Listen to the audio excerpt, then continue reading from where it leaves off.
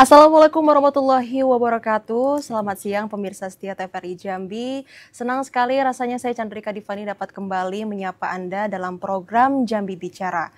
Program yang akan membahas dan mengulas lebih dalam lagi berbagai isu strategis dan juga perkembangan-perkembangan penting yang ada di Provinsi Jambi.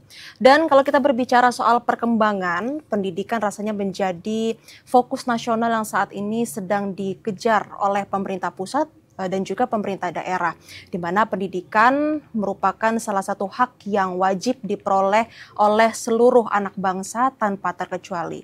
Namun tentunya di Indonesia, khususnya di Provinsi Jambi, kita kerap menghadapi berbagai tantangan dalam realita perwujudan dalam pemerataan pendidikan yang ada pada saat ini. Dan untuk itu akan sama-sama kita bahas seperti apa tindakan dari pemerintah dan juga berbagai pihak untuk memastikan pemerataan dan inklusi pendidikan yang ada di Provinsi Jambi saat ini. Akan sama-sama kita bahas dalam tema kita yang luar biasa pada hari ini, yaitu inklusi dan pemerataan pendidikan bersama dua orang narasumber kita yang sudah hadir. Namun sebelumnya bagi pemirsa yang ingin bergabung, memberikan saran, tanggapan, juga dapat menghubungi layanan interaktif kita di 0741 66385 atau di 0811 743 133. Langsung saja kita menyapa narasumber kita yang pertama yang begitu luar biasa sudah hadir di tengah studio TVRI Jambi. Yang pertama itu ada Bapak Sugiono, selaku Kepala Bidang Pembinaan SMP Dinas Pendidikan Kota Jambi. Iya, betul, Mbak Jika. Assalamualaikum, selamat siang Pak Sugiono. Waalaikumsalam warahmatullahi wabarakatuh. Selamat siang Mbak Jika. Alhamdulillah, sehat. Tadi dari kantor atau dari mana? Dari kantor, dapat tugas, langsung ke sini. Wah, dinas ya Pak ya? Yeah. Dinas juga nih ke TVRI Jambi ya Pak ya? Iya, betul, iya. Betul Mbak. Sehat ya Pak ya? Alhamdulillah, sehat Walaupun Mbak. kondisi di luar lagi dingin. Betul, sedang hujan tadi. Sedang hujan, tapi nggak kehujanan ya Pak ya? Insya Allah nggak. Aman.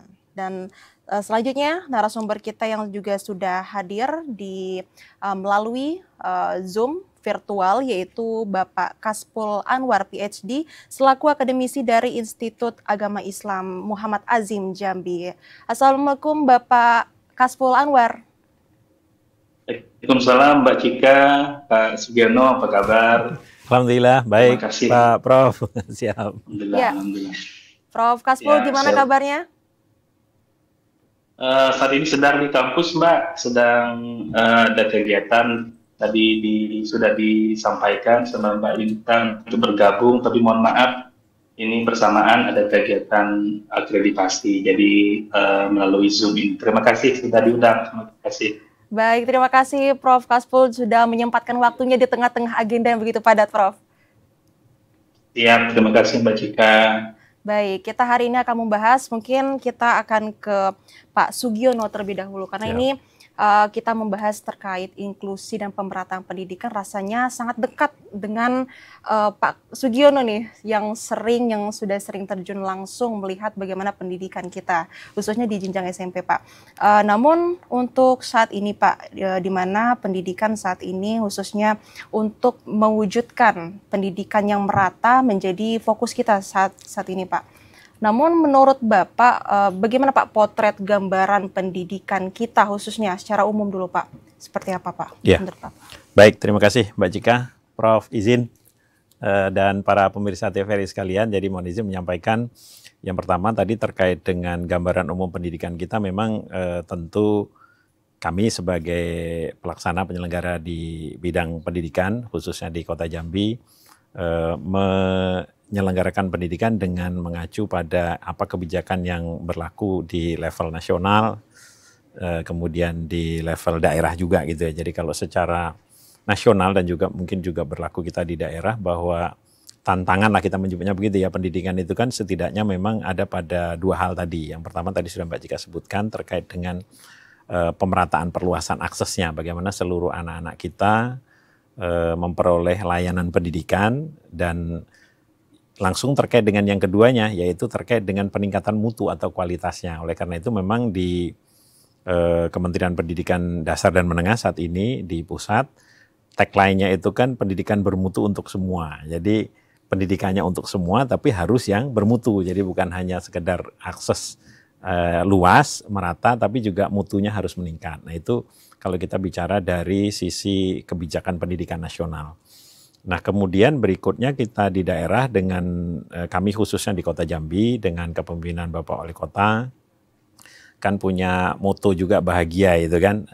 Salah satu atau beberapa dari makna bahagianya itu kan ada adil, ada sejahtera. Jadi kesejahteraannya itu harus berkeadilan untuk seluruh masyarakat Kota Jambi ini. Jadi sangat tepat memang kita membahas terkait dengan pendidikan inklusi, yang sesungguhnya mana inklusi itu kan tidak hanya ansih terkait inklusi, pendidikan inklusi yang kami alhamdulillah juga sudah ada dikuatkan dengan peraturan Wali Kota Jambi yang terbaru, Perwal nomor 11 2025 tentang penyelenggaraan pendidikan inklusi di satuan pendidikan.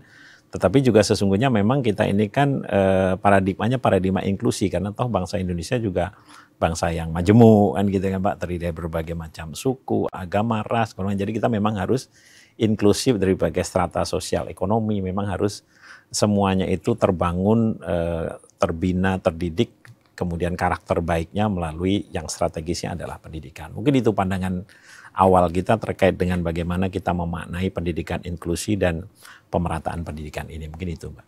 Yang bisa digarisbawahi tadi adalah terkait tidak hanya akses tapi juga kualitasnya. Iya, ya, betul. Pak, ya. Tapi kalau untuk di Provinsi Jambi Pak, khususnya kota pada saat ini, khususnya penerapan inklusivitasnya itu sendiri, apa sudah terlihat Pak pada saat ini? Ya, kalau terkait pendidikan inklusi memang sesungguhnya kan ini menjadi tugas kita semua, karena secara konstitusi sudah disebutkan bahwa setiap warga negara berhak mendapat pendidikan, sehingga tugas kita semua, tugas sebagaimana tokoh pendidikan sampaikan kan, pendidikan itu ada tripusat pendidikan, ada keluarga, ada sekolah, ada masyarakat. Nah khusus kami yang mengelola pendidikan formal di satuan pendidikan, memang sudah diselenggarakan praktik pendidikan inklusi itu.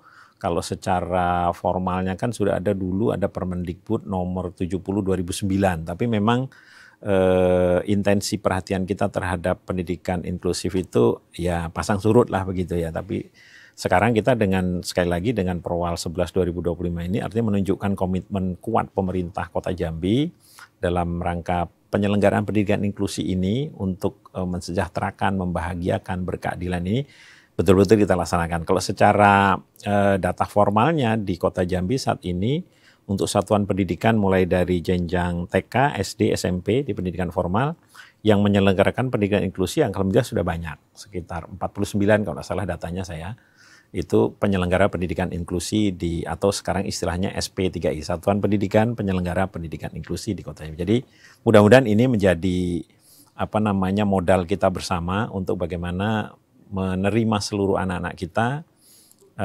baik yang kita sebut sebagai PDBK ya, peserta didik berkebutuhan khusus, maupun yang kita sebut sehari-hari sebagai anak quote-unquote normal gitu ya di dalam satu lingkungan pendidikan. Jadi mengubah atau mentransisikan dari paradigma kita yang lama pendidikan segregatif.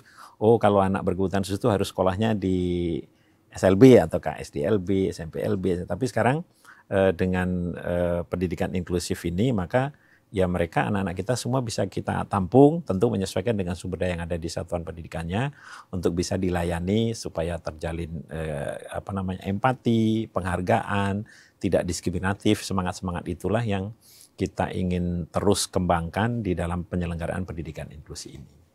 Baik, tadi menarik juga dia Pak, Bapak membahas terkait satuan pelayanan tadi yang ada 49 tadi ya, Pak. Betul. Nanti kita akan berbicara lebih banyak lagi terkait mekanismenya dan perjalanannya hingga saat ini Pak. Namun kita beralih dulu ke Prof. Kaspul. Prof. Kaspul tadi menarik Pak Sugiono mengatakan bahwa yang paling penting itu adalah dalam penciptaan inklusivitas dalam pendidikan adalah tidak hanya akses tapi juga mutu pendidikan itu sendiri. Kalau Prof. Kaspul sendiri memandang pendidikan inklusif kita khususnya di jenjang hingga perguruan tinggi mulai dari SMP, SD hingga perguruan tinggi itu seperti apa pada saat ini di Provinsi Jambi, Prof?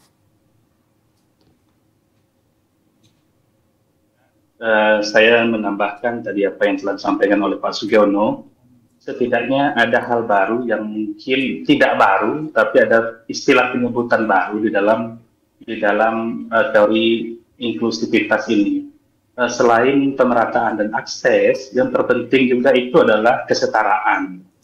Nah, kalau kita melihat perkembangan terakhir, misalnya kondisi di Kota Jambi ataupun di provinsi secara umum, saat ini masih ada istilah sekolah favorit. Nah, ini perlu diperhatikan juga oleh pemangku kebijakan, khususnya yang dalam hal ini Dinas Pendidikan yang bergerak di bawah, bahwanya istilah sekolah favorit itu adalah bukti atau kenyataan yang ada di masyarakat bahwa tidak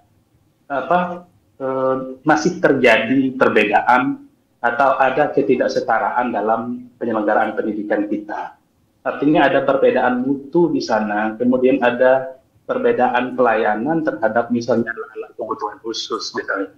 Kenapa orang memilih SMA 5 misalnya? Karena memang di situ fasilitasnya lebih bagus. Kemudian kenapa orang memilih SMP 1 misalnya? Karena memang di SMP 1 anak-anak berkebutuhan khusus itu dilayani dengan baik. Nah, ketika ada kesetaraan antara sekolah itu, maka itu menjadi PR bagi kita semua bahwa pemerintah harus melihat itu sebagai kebutuhan yang harus dipenuhi segera, bukan hanya perencanaan-perencanaan dari tahun-tahun sebelumnya. Itu satu. Yang kedua, sekolah-sekolah yang berafiliasi dengan istilah inklusif ini. Tadi setidaknya sudah ada 40 sekolah. Itu juga memang harus bekerja sama dengan pemerintah dan juga dengan orang tua menjaga kebutuhan individual anak. Tidak hanya di sekolah, tapi juga di luar sekolah. Nah, ini penting. Maka tadi disebutkan oleh oleh Pak Sugiono, ada tripusat penyelenggaraan inklusivitas sekolah itu, diantaranya adalah sekolah, rumah, dan juga lingkungan. Jadi anak-anak itu tidak hanya setara dalam artian mereka belajar di dalam sekolah, tapi juga di rumah, orang tua juga harus berperan aktif untuk mengaktifkan itu. Misalnya kejadian beberapa bulan belakangan ini, kita melihat misalnya anak-anak yang masih dalam kegiatan sekolah, misalnya dalam sholat, misalnya itu diganggu oleh orang di luar.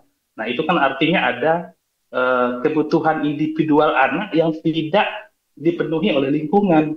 Maka peran pemerintah itu tidak hanya Dinas Pendidikan, artinya semua pihak terkait, termasuk mungkin dari segi keamanan, Satpol PP-nya, kemudian kerjasama dengan kepolisiannya untuk membentuk lingkungan sekolah yang inklusif itu tidak hanya di sekolah, tapi di Kota Jambi secara khusus, bahwa pendidikan inklusif itu tidak hanya praktek di sekolah, tapi praktek di luar sekolah juga. Jadi peran semua pihak, maka penting mungkin ke depan bahwa Dinas Pendidikan, khususnya kalau pada tingkat SMP di Kota Jambi, misalnya pemerintah kota, itu membangun iklim atau atmosfer inklusivitas sekolah anak itu dengan banyak stakeholder. Bisa saja misalnya dengan kepolisian, kemudian dengan Satpol PP, kemudian dengan LSM atau NGO lainnya, yang artinya anak-anak itu mendapat pendidikan tidak hanya di sekolah. Kemudian berikutnya adalah keberlanjutan sekolah bagi semua jenjang. Artinya pendidikan inklusif ini tidak hanya fasilitas untuk orang-orang tertentu, misalnya untuk anak kebutuhan khusus, tapi untuk semua orang. Maka sudah tepat sebenarnya ada program misalnya rumah sekolah rakyat yang baru dicanangkan oleh pemerintah Presiden Prabowo, kemudian diterapkan oleh semua kabupaten kota. Nah, itu salah satu upaya pemerintah untuk menjamin bahwa layanan sekolah inklusif itu mendapat atau bisa dinikmati oleh semua lapisan. Nah, sekali lagi PR kita sekarang adalah bagaimana sekolah-sekolah yang ada itu memang mereka sudah setara secara fasilitas, secara mutu, setara secara kualitas guru dan juga SDM yang ada di dalamnya. Nah, ini penting ke depan mungkin bagi semua pihak untuk bekerja sama untuk sama-sama memberi masukan kepada Dinas Pendidikan apa yang kira-kira perlu untuk menggaransi bahwa sekolah inklusif itu benar-benar terjadi di sekolah, di luar sekolah, kemudian di dalam rumah. Nah, mungkin apakah itu perlu ada pengaduan atau apa? Karena banyak sekarang misalnya, coba sesekali kita browsing di internet, misalnya kasus anak-anak yang dibully di luar sekolah atau anak-anak yang dibully di dalam sekolah. Ini adalah bentuk bahwa sebenarnya inklusivitas atau kenyamanan di dalam belajar itu belum sepenuhnya maksimal. Nah, itu juga menjadi PR bagi tidak hanya bagi dinas pendidikan atau tidak bagi sekolah, tapi bagi semua pihak agar terpusat pelayanan pendidikan itu tadi yang disampaikan oleh Pak Sujono, sekolah, rumah, dan lingkungan itu saling bekerja sama. Tidak hanya satu poin saja di sekolah yang kita bebankan. Misalnya ada anak dibully yang kita salahkan adalah guru, misalnya. Tidak seperti itu. Pada prakteknya bahwa bully itu terbentuk dari lingkungan yang juga misalnya dari peran orang tua, peran dari lingkungan masyarakat sekitarnya yang membentuknya. Nah, itu yang menurut saya menjadi catatan penting dari pendidikan inklusif ini. Demikian Mbak Cika.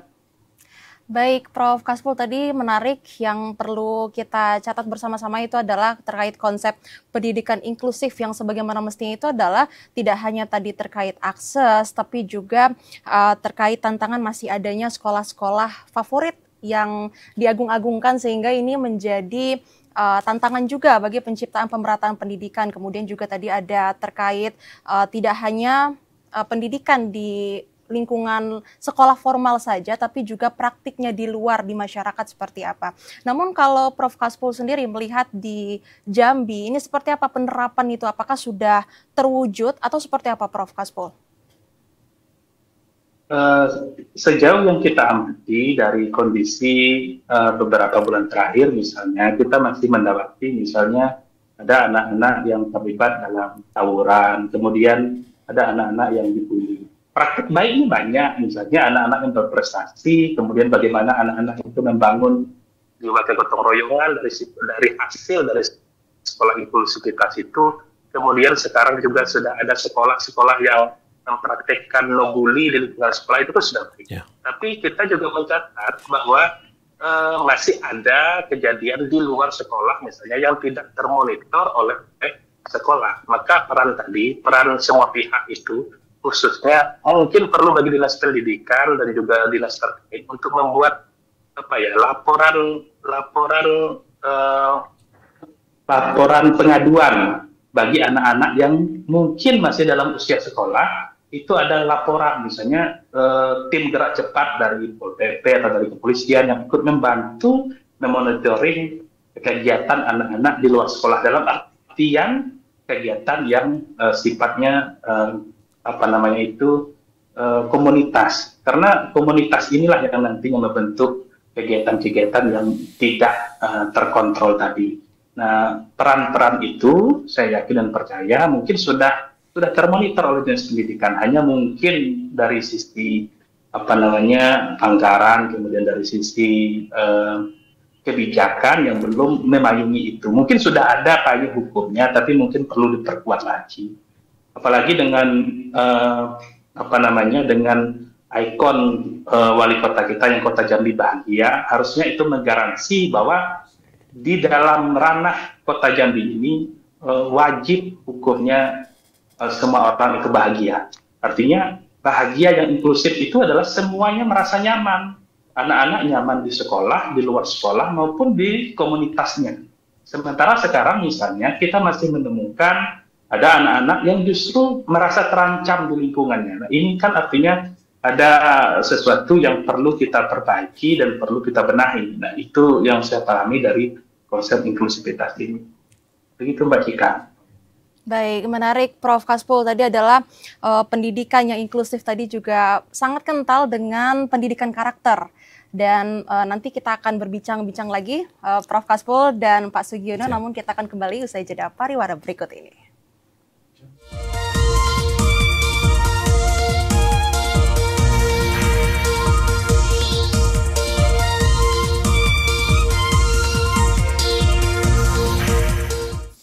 Pemirsa, Anda kembali di Dialog Jambi Bicara, masih dengan tema kita pada hari ini yaitu inklusif dan pemerataan pendidikan. Dan kita akan kembali bersama dengan narasumber kita. Tadi sempat terputus Pak pembicaraan kita dengan Prof. Kaspul, menarik sekali tadi. Ternyata konsep daripada pendidikan yang inklusif dan merata ini luas cakupannya ya Pak ya. Namun tadi Cika ingin membahas lebih dalam lagi tadi terkait apa yang disampaikan oleh Prof. Kaspul. salah satu tantangan yang dirasakan oleh kita, pemerintah pada saat ini untuk menciptakan pendidikan yang merata itu adalah adanya labeling sekolah favorit. Nah ini kayaknya sudah menjadi tradisi ya Pak ya. Namun kalau Bapak sendiri melihat seperti apa kemarin mungkin dari pengalaman PPDB, penerimaan siswa baru beberapa tahun belakangan ini, seperti apa Pak antusias masyarakat kita? Apakah tradisi labeling itu masih ada sampai dengan pada saat ini, Pak? Oke, baik. Terima kasih Mbak Jika dan Pak Kasful, para pemirsa. Nah, terkait dengan tadi disampaikan oleh Mbak Jika dan juga Pak Kasful, ada semacam labeling lah gitu ya, sekolah favorit. Sesungguhnya kalau dalam regulasi yang saat ini sudah tidak ada lagi istilah sekolah favorit atau sekolah yang tidak favorit, karena sekarang kan semua sekolah sudah diatur dengan 8 standar nasional pendidikan, jadi standarnya diukur sama, kemudian nanti menjadi proses untuk melakukan asesmennya ada melalui akreditasi sekolah, ada melalui asesmen nasional, atau nanti di tahun depan ada namanya TKA. Nah sekarang nggak ada lagi sebenarnya, tidak ada lagi sekolah yang disebut sekolah favorit dari sisi regulasi dan dari sisi kita ya di Dinas Pendidikan. Karena ukuran-ukurannya misalnya kalau yang kami ketahui berdasarkan data kita, berdasarkan akreditasi misalnya. Nah sekolah-sekolah itu relatif merata, misalnya untuk sekolah negeri SMP lah yang menjadi bagian kami, 25 sekolah negeri itu 23 diantaranya akreditasinya sama. Kalau perguruan tinggi mungkin Pak Kasful juga memahami kalau akreditasinya sama ya berarti setara. Cuman 2 ada yang B gitu kan. Begitu juga di sekolah yang diselenggarakan oleh masyarakat atau sekolah swasta relatif seperti itu juga kondisinya. Artinya memang kita tidak lagi melabeli sekolah itu sekolah ini favorit, ini tidak favorit. Cuman memang yang menjadi tantangan kita sebenarnya adalah persepsi masyarakat. Jadi mungkin kalau kami mengecek ini kalau mau fake-nya validnya betul mungkin mesti ada penelitiannya ya.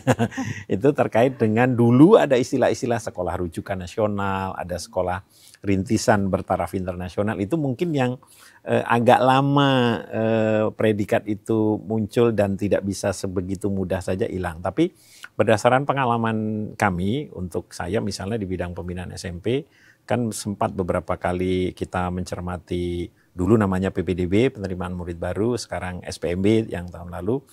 Itu alhamdulillah masyarakat itu sudah kami nilai memahami. Artinya kalau dulu misalnya kami dari 25 lah sekolah negeri yang menyelenggarakan proses PPDB secara online itu, paling hanya sekitar 6 atau 7 yang terpenuhi daya tampungnya ketika pengumuman hasil online-nya.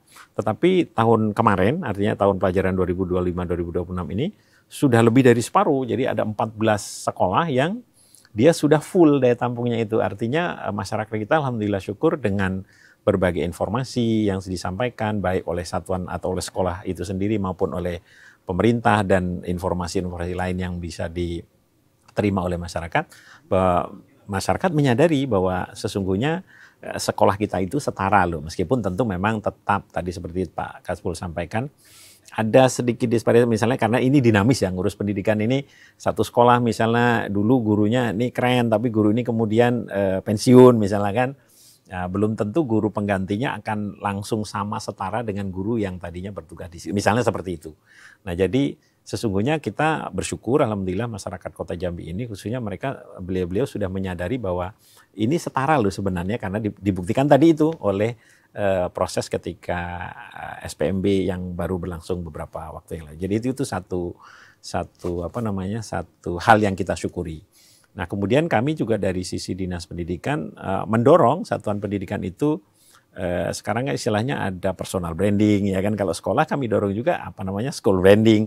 Artinya tidak hanya ketika SPMB saja loh mereka mengumumkan ini daya tampung segini akreditasi, tapi harus berkelanjutan kan tadi Pak Kasful juga sampaikan harus ketika siswanya berprestasi misalnya. Nah, ini yang SMP nih alhamdulillah nih kemarin kami baru dapat prestasi bagus di Liga Sepak Bola Indonesia Provinsi Jambi, Kota Jambi itu juara. Dan kemarin tadi malam mungkin kami baru dapat info bahwa ada 2 siswa kita yang GSI ini terpilih untuk TC di tingkat nasional. Itu kan luar biasa. Dan itu artinya tersebar di anak-anaknya itu yang punya prestasi seperti itu. Tidak saja ada di sekolah yang selama ini mungkin dipersepsikan itu favorit, tidak begitu. Jadi itu alhamdulillah syukur dan itu kami dorong sekolahnya untuk ya mengunggah mungkin prestasi itu di media sosial sekolahnya. Apapun yang bisa digunakan supaya masyarakat tahu bahwa ini loh anak-anak berprestasi itu ada di mana saja. Dan itu tentu berkat ikhtiar bersama tadi, kolaborasi sinergi antara sekolah, para guru, kepala sekolahnya, kemudian orang tua dan tentu juga masyarakat ya. Kalau misalnya tadi terkait dengan yang contoh kecil sepak bola itu, kan tentu nggak saja orang tua dan sekolah, tapi pasti ada juga pelatihnya yang dari masyarakat yang juga mensupport sehingga prestasi itu muncul. Mungkin itu salah satu contoh pada skala mikronya lah kira-kira gitu Mbak mungkin. Berarti sampai sekarang untuk tradisi sekolah favorit mungkin sudah mulai berkurang. Harapan ya, kita ya? Seperti itu. Dan mungkin nanti kedepannya akan bisa lebih terbuka lagi ya wawasan dari masyarakat khususnya para orang tua agar bisa menyekolahkan anaknya ini setara ya Pak ya, bahwa semua tingkat pendidikan SMP terutama ini sekarang sudah meraih predikat A semua ya Pak ya rata-rata. Betul ya, akreditasi betul. Baik, tadi menarik nih terkait school branding tadi yang Cika tangkap ini sangat penting di era sekarang ya Pak betul. ya. Kita beralih lagi ke Prof. Kaspul nih Prof, tadi menarik terkait school branding. Sejauh mana Prof peran orang tua dan juga tenaga pendidik, guru, dosen untuk menciptakan school branding ini tadi agar bisa lebih dikenal dan bisa menciptakan pemerataan pendidikan dan tidak ada lagi yang namanya labeling sekolah favorit itu Prof. Seperti apa Prof? Baik, terima kasih Pak Cika. Tadi sudah disinggung sedikit banyak oleh Pak Sugiono bahwa sebenarnya praktek sekolah pendidikan itu secara labeling ya, labeling di tingkat pemerintahan ataupun di sistem pendidikan nasional itu memang sudah tidak ada. Tapi pada prakteknya memang kita masih menemukan bahwa sekolah favorit itu masih ada walaupun tidak ada label-labelnya. Nah karena memang tidak kita pungkiri bahwa masih terdapat perbedaan akses atau perbedaan pelayanan maupun juga fasilitas yang ada pada sekolah. Itu menjadi alasan kenapa misalnya sekolah itu di branding sebagai sekolah favorit bagi orang tua. Nah, bagaimana mengatasi itu? Memang mau tidak mau bahwa kebijakan anggaran memang harus terstruktur, kemudian terencana dan juga ada target-targetnya. Misalnya pada tahun ini sekolah mana, berapa sekolah yang akan kita branding menjadi sekolah yang benar-benar standarnya itu sudah standar sekolah favorit. Misalnya seperti itu. Yang kedua, yang paling penting itu adalah gurunya. Nah, tadi sedikit banyaknya Pak Sugiono sudah menyinggung bahwa ada lebih kurang 40-an sekolah di Kota Jambi yang level SMP yang sudah menerapkan sekolah inklusif atau sekolah dengan standar inklusivitas itu. Apakah sudah disiapkan misalnya pada sekolah-sekolah tertentu itu guru-guru ataupun tenaga pendidikan yang memang sudah memahami cara kerja atau bagaimana menangani anak-anak berkebutuhan khusus atau anak-anak dengan kebutuhan yang mungkin tidak sesuai dengan anak-anak normal yang lainnya dalam tanda kutip misalnya. Apakah gurunya itu sudah mencukupi untuk menampung anak-anak berkebutuhan khusus itu. Yang kedua, kita juga melihat bahwa pentingnya misalnya membuat pelaporan. Ini kemarin Pak Sugiono misalnya tetangga di sebelah rumah saya misalnya, anaknya harus dirawat di rumah sakit karena dipukul oleh teman sekolahnya misal di teman sekolahnya. Nah, ini orang tua misalnya itu kadang dibenturkan dengan orang tua lainnya, bukan misalnya orang tua kemudian dimediasi oleh sekolah untuk bagaimana anak itu tidak lagi mengulangi hal yang serupa. Nah, makanya tadi saya singgung pentingnya misalnya pengaduan bagi orang tua yang mungkin anak-anaknya menghadapi kondisi di mana tidak merasa nyaman di sekolah, tidak merasa setara dengan teman-temannya di sekolah misalnya. Sekarang saya kasih contoh misalnya Pak. Kenapa anak-anak yang mengalami kekerasan fisik misalnya atau dibully di sekolah itu banyak lihat? Karena mereka tidak mempunyai ruang untuk bicara misalnya. Kalau misalnya terjadi kegiatan-kegiatan yang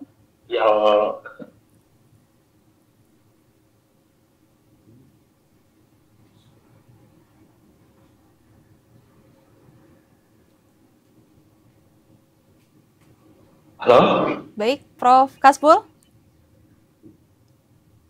Saya masih mendengar bersama ada kami? informasi lain. Ya, Prof. Boleh dilanjutkan kembali, Prof? Seperti apa?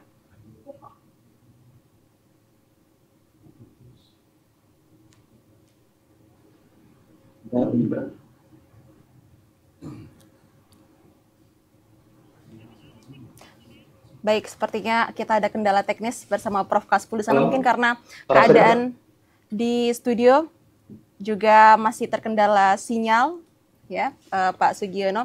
Tadi menarik juga nih kita membahas terkait yang disampaikan oleh Prof. Kaspul itu adalah berapa kali disounding oleh Prof. Kaspul itu adalah untuk menciptakan pendidikan yang inklusif. Itu adalah bagaimana anak didik kita ini merasa nyaman, ya Pak Sugiono. Bagaimana bisa terciptanya ruang nyaman di sekolah, apalagi dengan melihat berbagai kasus yang tadi juga sudah disebutkan oleh Prof. Kaspul. Bagaimana bisa tercipta pendidikan yang inklusif, yang merangkul, tapi sekolah saja tidak hadir untuk memberikan rasa nyaman itu. Dan kalau di tingkat jenjang SMP di Kota Jambi sendiri nih Pak Sugiono, seperti apa sih Pak pada hari ini sekolah itu hadir untuk memberikan ruang sebagai wadah aspirasi untuk anak-anak didik kita nih, Ya. Pak Sugiono? Baik, terima kasih Mbak Jika, Pak Kaspul dan para pemirsa TVRI sekalian. Jadi terkait dengan tadi yang disampaikan Pak Kaspul, pertama tadi setuju terkait bahwa harus ada ruang bagi anak-anak kita atau juga orang tua untuk menyampaikan, dan syukur alhamdulillah kita sebenarnya memang di satuan pendidikan kita, di sekolah kita, tidak hanya SMP, sekarang ini sudah ada kebijakan dari sebelumnya, beberapa waktu sebelumnya sudah ada kebijakan dari Kementerian Pendidikan Dasar dan Menengah terkait dengan fokusnya ini kan soal bullying ya, soal perundungan ya, terkait yang lain juga itu ada namanya di satuan pendidikan itu sudah dibentuk masing-masing, itu namanya tim pencegahan dan penanggulangan tindak kekerasan pada satuan pendidikan. Nanti itu sudah ada semua di setiap satuan pendidikan, wadahnya sudah ada. Nah, tinggal lagi memang kita kemudian tugasnya adalah memberdayakan, kemudian meningkatkan kerjasama, koordinasi tadi sebagaimana disampaikan Pak Kaspul. Di dalamnya itu bersama-sama, kalau kami di level OPD di pemerintah Kota Jambi juga ada tim seperti itu yang melibatkan tidak hanya dinas pendidikan, tapi juga ada OPD lain seperti di PMPPA, perlindungan anak ya. Kemudian dari pengendalian penduduk, ada dinas sosial, ada dari kepolisian, ada dari bagian hukum. Jadi itu memang untuk sama-sama kita bagaimana pertama menguatkan, meningkatkan pendidikan karakter bagi seluruh anak kita, karena tadi kita sama-sama memahami di awal kita sebut bahwa pendidikan kita ini inklusif ini kan tidak hanya terkait soal bagaimana peningkatan intelektualitasnya kerja, tapi juga soal karakternya dengan dimensi-dimensi.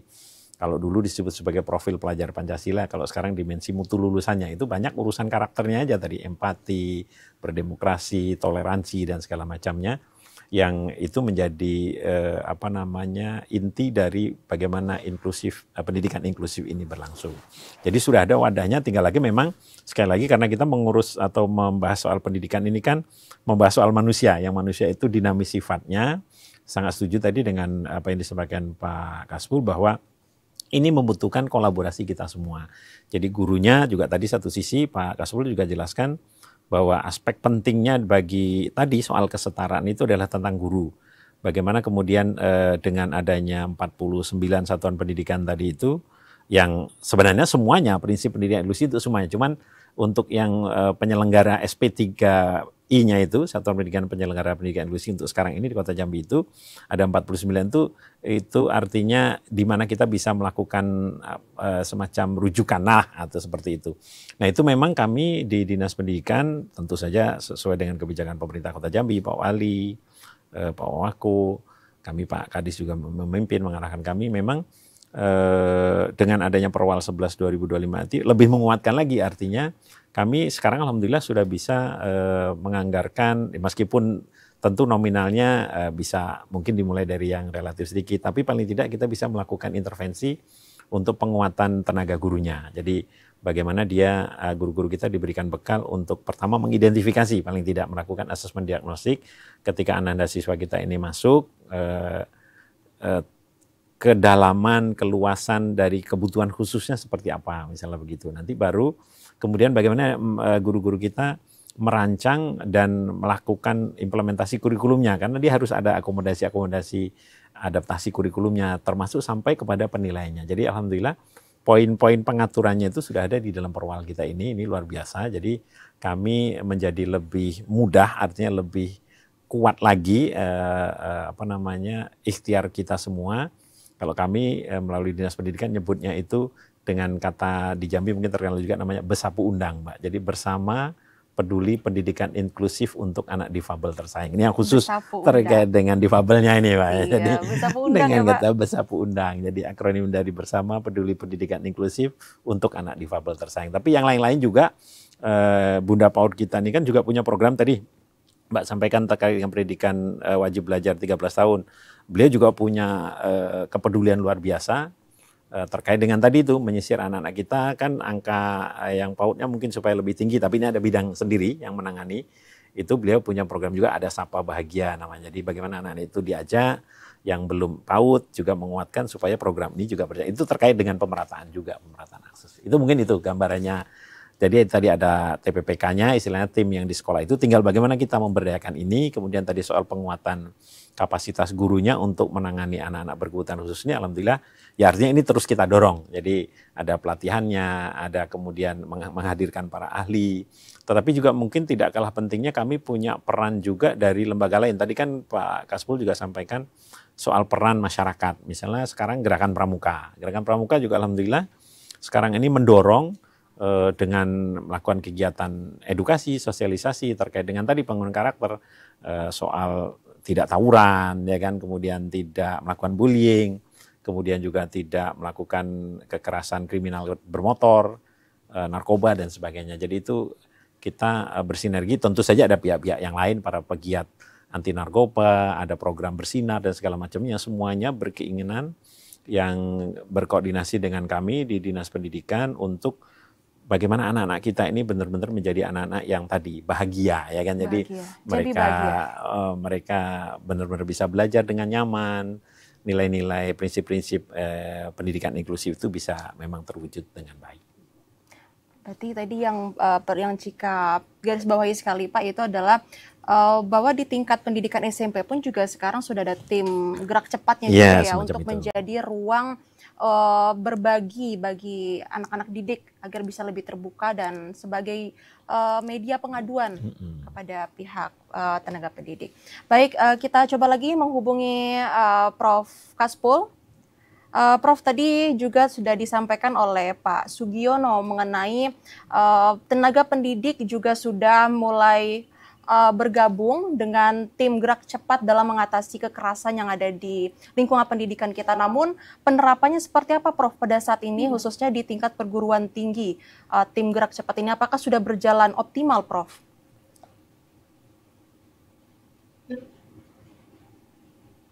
Baik, terima kasih Mbak Cika terkait pelaksanaan di lapangan bagaimana tim gerak cepat ini bekerja. Pertama, Pak Sugiono dan juga mungkin pemerhati pendidikan di luar sana yang perlu kita kampanyekan itu selain peningkatan pemerataan fasilitas dan juga kesiapan guru dan juga pendidik adalah bagaimana anak-anak di sekolah atau anak-anak usia sekolah ini berani speak up, kira-kira gitu, berani bicara kalau misalnya dia di suatu waktu mengalami kondisi tidak sesuai dengan dengan keinginan kita membentuk iklim atau atmosfer sekolah yang inklusif ini. Artinya anak-anak itu mulai dari sekarang sudah harus mengerti bahwa kalau mereka mengalami perundungan atau mengalami kekerasan, mereka sudah tahu melapornya kemana, siapa yang harus dihubungi. Kemudian orang tua juga sudah mengetahui kalau anak-anaknya mengalami kondisi seperti itu, apa yang harus mereka lakukan, kemudian kemana harus mengadu, itu harus ada. Kemudian dari sisi tadi Pak Cika bertanya bagaimana pendidikan tinggi atau perguruan tinggi menyiapkan merespon sistem sekolah inklusif ini. Pendidikan tinggi khususnya tidak hanya di kampus kami, mungkin di seluruh kampus di Indonesia saat ini memang semuanya sudah bergerak dan memang sudah mengembangkan kurikulum mereka untuk menyiapkan guru-guru siap dengan sistem pendidikan atau sekolah inklusif ini. Artinya calon-calon guru yang nanti tamat dari perguruan tinggi, khususnya dari Fakultas Tarbiyah atau Fakultas Pendidikan dan Keguruan, calon-calon guru ini sudah disiapkan untuk menghadapi kondisi ini, di mana anak-anak itu harus sekarang dinilai sebagai setara, atau mereka ini perlakuannya setara. Itu calon-calon guru, atau dalam bahasa agak trendy super speaker-nya itu, memang sudah kita siapkan untuk menghadapi kondisi itu. Itu yang terjadi atau yang kita lakukan sebagai peran kita dari perguruan tinggi untuk menghadapi sistem sekolah yang inklusif ini. Kemudian Mbak atau Pak Sugiono, memang tadi sudah disampaikan bahwa di guru-guru memang sudah ada pemerataan, kemudian sudah ada pelatihan dan juga pendidikan. Maka yang terpenting juga Pak adalah menerapkan sistem reward and punishment. Misalnya ada perlakuan sekolah itu yang benar-benar zero bullying atau zero kekerasan anak misalnya. Maka pemerintah perlu mengkaji misalnya reward untuk sekolah tersebut apa. Nah kemudian kalau misalnya punishment-nya ada, terjadi pelanggaran atau tidak optimalnya, ada 49 sekolah kalau sudah tidak yang sudah menerapkan sistem inklusif. Misalnya andai terjadi misalnya kejadian yang tidak setara antara anak itu, punishment-nya apa? Nah ini perlu juga dikaji misalnya. Apakah bisa dilihat dari jumlah laporan anak? Makanya tadi penting membentuk pusat pengaduan anak dan orang tua.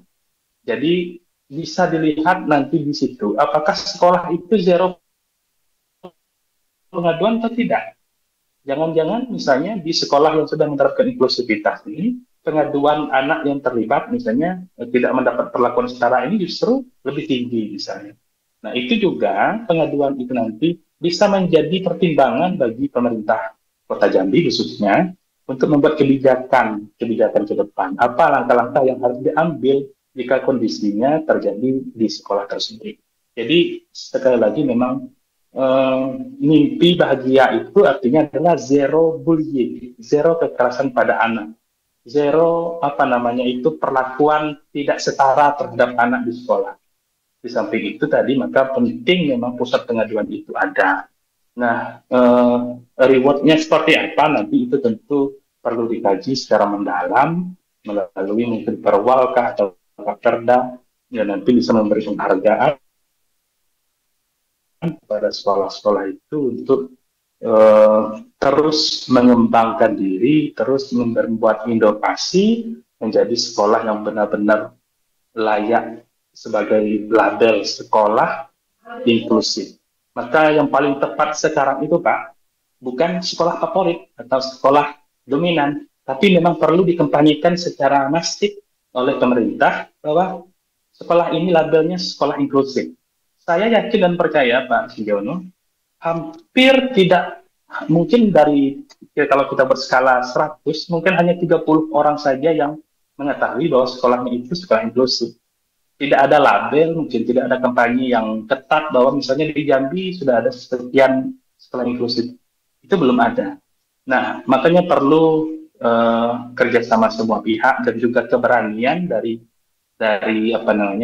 dinas pendidikan khususnya untuk memberi pelabelan kepada sekolah-sekolah yang sudah menerapkan sekolah inklusif ini, termasuk mungkin kampanye anti korupsi itu dirubah menjadi kampanye anti bullying dan kekerasan terhadap anak di sekolah. Nah ini perlu keberanian kita semua, kemudian tentu perlu kebijakan dari pemerintah daerah agar mimpi bahagia itu di 5 tahun ini benar-benar terwujud, tentunya dengan kematangan rencana dan juga kebijakan, dan juga tentunya peran dari semua pihak, termasuk dari guru, orang tua, kemudian tentunya lembaga pendidikan, tidak hanya pendidikan di SMP, tapi semua jenjang, dari SD atau dari TK, SD, SMP hingga perguruan tinggi harus sama-sama berkolaborasi membentuk tidak hanya Kota Jambi, tapi Jambi yang berbahagia yang anak-anaknya zero bullying di sekolah. Nyaman di sekolah, nyaman di luar rumah, nyaman di lingkungan, dan nyaman di komunitas. Saya pikir itu Mbak Cika. Baik Prof. Kaspul, butuh kerjasama yang lebih giat lagi dari berbagai pihak yang ada di Provinsi Jambi ya Prof ya. Namun kita jeda sebentar, izin Pak Sugiono dan Prof. Kaspul, kita akan kembali usai jeda pariwara berikutnya, tetaplah di Dialog Jambi Bicara.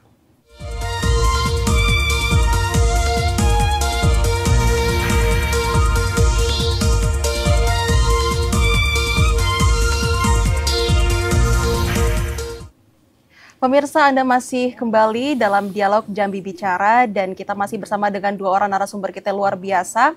Kita kembali ke Pak Sugiono. Tadi sudah banyak dibahas, dikulik secara komprehensif oleh Prof. Kaspul nih Pak Sugiono.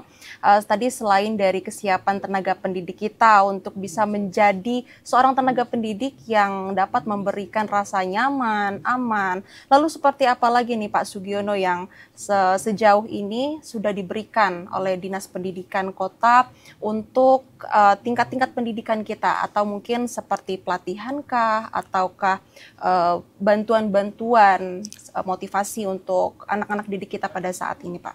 Ya, baik. Terima kasih Mbak Jika dan Pak Kaspul, izin. Jadi terkait dengan tadi penguatan kapasitas dari guru-guru kita sudah mulai laksanakan untuk penyelenggaraan pendidikan inklusif ini. Tadi mulai dari yang disampaikan, mulai dari bagaimana mengidentifikasi peserta didiknya, siswanya, kemudian bagaimana melakukan akomodasi kurikulum, pembelajaran, penilaian, sampai bagaimana nanti aspek kalau dia sudah misalnya dari kelas naik kelas atau dari sisi kelulusannya. Karena sesungguhnya memang secara nasional pun sudah ada panduan. Kalau yang kita di Kota Jambi kan tadi mendasarkan pada perwal tadi yang memang seperti disinggung juga oleh Pak Kaspul, di dalam klausul pasalnya sebenarnya sudah ada juga terkait dengan tadi reward, ada di situ pembinaan, pengawasan, dan penghargaan. Itu menjadi dasar, mudah-mudahan nanti secara teknis akan menjadi dorongan berikutnya lagi untuk penyelenggaraan pendidikan inklusif ini. Jadi istilahnya dasarnya sudah ada, tinggal nanti bagaimana teknis implementasinya di kami di dinas dan juga bersama-sama satuan pendidikan. Nah kemudian tadi terkait dengan pembahasan kita di awal bahwa untuk pemerataan ini kan kita memastikan aksesnya anak-anak kita supaya yang sudah sekolah artinya tetap sekolah, apalagi tadi sudah kita singgung soal wajib belajar 13 tahun, terus kemudian yang sudah sekolah atau belum sekolah jangan sampai nanti putus sekolah. Nah itu ya itu kalau kita secara nasional kan memang untuk membantu secara ekonominya ada program nasionalnya namanya PIP, Program Indonesia Pintar. Itu kita semua sudah tahu, masyarakat juga sudah tahu bahwa aksesnya tetap melalui Dapodik di satuan pendidikannya masing-masing. Nah selain itu untuk kita di Kota Jambi, pemerintah Kota Jambi punya kebijakan namanya Kartu Bahagia Bidang Pendidikan atau dulu dikenal dengan Kartu Jambi Cerdas. Itu sampai saat ini memang yang dibantu memang untuk khusus anak-anak kita SD maupun SMP yang bersekolah di satuan pendidikan swasta. Mereka untuk membantu pembiayaan bayar SPP. Tapi sekarang sedang berproses berkat arahan dan instruksi dari Pak Wali supaya nanti tidak hanya di sekolah atau siswa yang di satuan pendidikan swasta, tapi semua anak-anak kita yang memang punya kebutuhan orang tuanya secara ekonomi perlu dibantu, nanti dapat akses dari Kartu Bahagia Bidang Pendidikan. Ini bentuk perhatian pemerintah Kota Jambi khususnya terkait selain dari yang program nasional tadi untuk memastikan agar anak-anak kita ini jangan sampai putus sekolah sehingga akses pemerataannya itu memang bisa diterima oleh mereka. Kemudian meskipun jumlahnya tidak terlalu banyak, kita juga sudah ada namanya bantuan perlengkapan belajar. Itu untuk anak-anak kita yang baru masuk, kalau di SD ada kelas 1, kalau di SMP ada kelas 7, yang memang benar-benar membutuhkan. Basis datanya kami koordinasi dengan sekolah, dengan satuan pendidikan, nanti mereka menyampaikan data-datanya seperti tadi Kartu Bahagia Pendidikan juga begitu, data-datanya dari sekolah, dengan syarat-syarat tertentu orang tuanya memang kategori tidak mampu secara ekonomi, dibuktikan dengan kepemilikan kalau dulu namanya DTKS, nanti tetap kami sounding dengan dinas yang berkaitan dengan itu yaitu dinas sosial, nanti baru dari data itu kemudian baru ditetapkanlah mana penerimanya. Jadi artinya memang pemerintah punya perhatian kami dinas pendidikan supaya anak-anak kita di Kota Jambi ini tetap terus bisa belajar sehingga yang tadi kita sebut soal pemerataan akses pendidikannya itu betul-betul dapat terwujud dan kemudian tadi pendidikan inklusinya juga bisa kita selenggarakan dengan baik. Tetap ada kurang-kurangnya karena ini ikhtiar kita bersama. Kami terima kasih tadi banyak masukan dari Pak Kaspul. Kemudian nanti juga tentu masyarakat juga sekarang sangat peduli kalau ada hal-hal terkait dengan praktik penyelenggaraan pendidikan. Kami terima kasih sekali. Ini ikhtiar kita bersama bagaimana anak-anak kita bisa belajar dengan lebih baik, memenuhi hak asasi mereka untuk pendidikan, tapi juga tadi pendidikannya tidak hanya terlaksana, tapi juga pendidikan yang bermutu. Mungkin demikian, Mbak. Baik.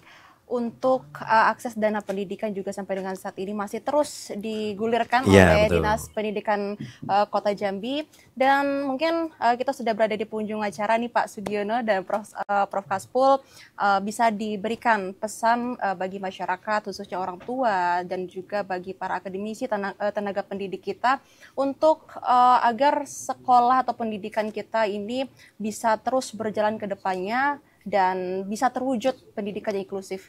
Itu Pak Sugiono, boleh silakan Pak. Baik, mungkin singkat dari saya Mbak Jika, izin Pak Kaspul dan Bapak Ibu seluruhnya para pemirsa TVRI, penyelenggaraan pendidikan tadi sebagaimana kita kutip menjadi tanggung jawab kita bersama, sebagaimana Bapak Pendidikan Nasional sampaikan, Pak Ki Hajar Dewantara sampaikan bahwa pendidikan itu tanggung jawab tripusat pendidikan, ada keluarga, ada sekolah, ada masyarakat. Oleh karena itu mari kita sama-sama membahagiakan anak-anak kita ini untuk dalam paradigma pendidikan inklusif, kemudian kepada teman-teman yang ada di satuan pendidikan, para kepala sekolah, para guru, para pengawas sekolah, sama-sama kita bersinergi, berkolaborasi karena tidak bisa kita lakukan itu masing-masing, tapi harus bekerja sama dengan kontribusi dengan masyarakat, para orang tua supaya anak-anak kita memang memperoleh hak pendidikannya, tidak hanya aksesnya yang diperluas, tapi juga mutu pendidikannya bisa kita raih. Sehingga tadi itu Mbak, besapu undang bersama peduli pendidikan inklusif untuk anak difabel tersayang. Bersama peduli pendidikan anak difabel tersayang. Wah, ini menyentuh hati. Baik, kita beralih ke Prof Kaspul. Mungkin Prof boleh disampaikan pesan untuk masyarakat, orang tua dan juga berbagai pihak nih agar bisa terwujud pendidikan kita yang inklusif di Provinsi Jambi, dan juga mungkin bisa disampaikan juga mungkin kontribusi ke depannya dari dunia pendidikan seperti apa yang akan diberikan untuk kelanjutan inklusivitas pendidikan kita ke depannya. Silakan Prof Kaspul.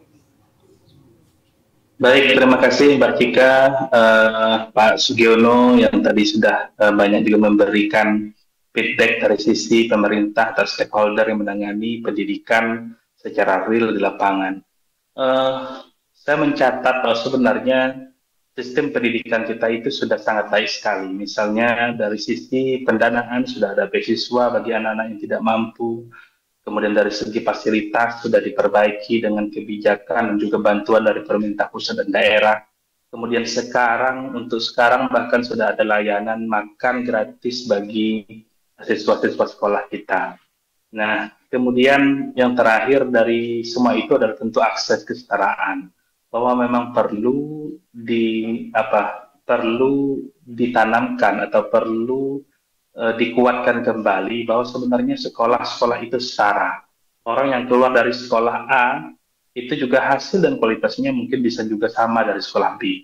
Tapi yang terpenting dari itu semua adalah bagaimana pelaksanaannya di sekolah itu benar-benar dapat berjalan dengan baik. Maka peran pengawasan itu penting, tidak hanya dari sisi sekolah, maka dari sisi orang tua, lingkungan, dan juga mungkin mitra dari dinas pendidikan seperti perguruan tinggi harus ikut memberi masukan dan juga feedback terhadap perbaikan-perbaikan agar peningkatan kualitas pendidikan kita nanti lebih baik di masa yang akan datang. Nah, perguruan tinggi dalam kapasitasnya sebagai orang yang melakukan penelitian, juga pengacara untuk mempersiapkan calon-calon guru dengan sistem-sistem yang setiap harinya terus berkembang sesuai kebutuhan zaman ini juga akan terus memberi kontribusi terbaik, kemudian dengan melahirkan calon-calon guru yang insya Allah akan siap meningkatkan kualitas pendidikan tidak hanya di Kota Jambi, Provinsi Jambi, tapi juga Indonesia secara umum.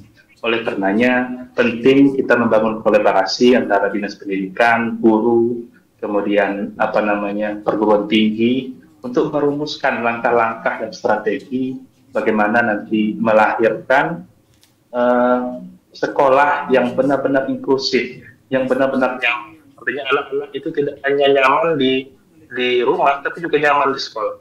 Nyaman di sekolah, tapi juga nyaman di lingkungannya. Artinya